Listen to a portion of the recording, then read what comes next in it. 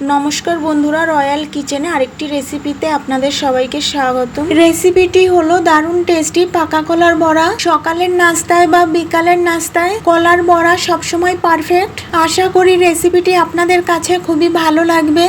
যদি ভালো লাগে লাইক, শেয়ার, সাবস্ক্রাইব করে আমার পাশে থাকার অনুরোধ রইল। আর ভিডিওটি না কেটে শেষ অবধি দেখার অনুরোধ রইল।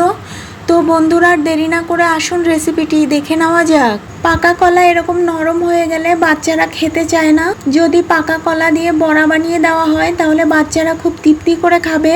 কলাগুলোকে ছুলে নিয়েছি, এবার কাঁটা চামচ দিয়ে এইভাবে পেস্ট করে নেব। কলাগুলোকে ভালো করে পেস্ট করে নিয়েছি। এবার দেব স্বাদ অনুযায়ী নুন, দেব 1 বাটি চিনি, পরিমাণে 150 গ্রাম মতো আছে। নুন আর চিনিটা দিয়ে কলার সঙ্গে ভালো করে মিক্স করে নেব। ভালো করে মিক্স করে নিয়েছি। চিনিটা গলে মিশ্রণটা অনেকটাই পাতলা হয়ে গেছে। এবার এর মধ্যে দেব 1 কাপ ময়দা, পরিমাণে 300 গ্রাম মতো আছে। ময়দাটা একবারে দেব না, অল্প অল্প দিয়ে এইভাবে মিক্স করে নেব।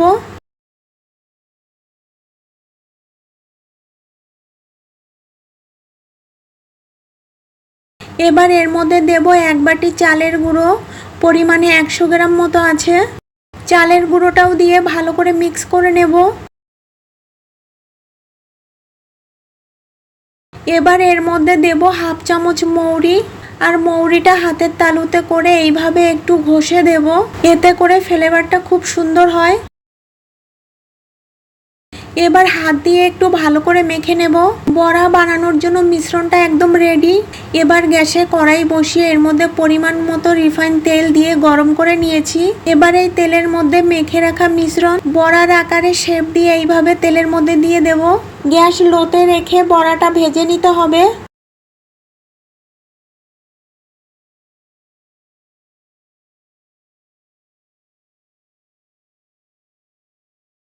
এবারে এইভাবে 3 মিনিট মতো ভেজে নিয়ে তারপরে আলতো হাতে নাড়িয়ে দেব।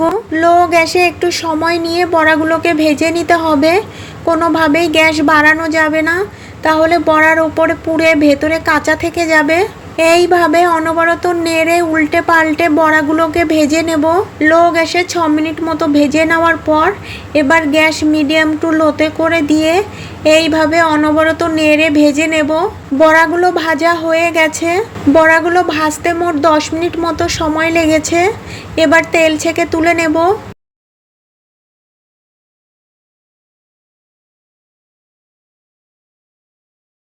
একইভাবে সব বড়াগুলোকে ভেজে নেব।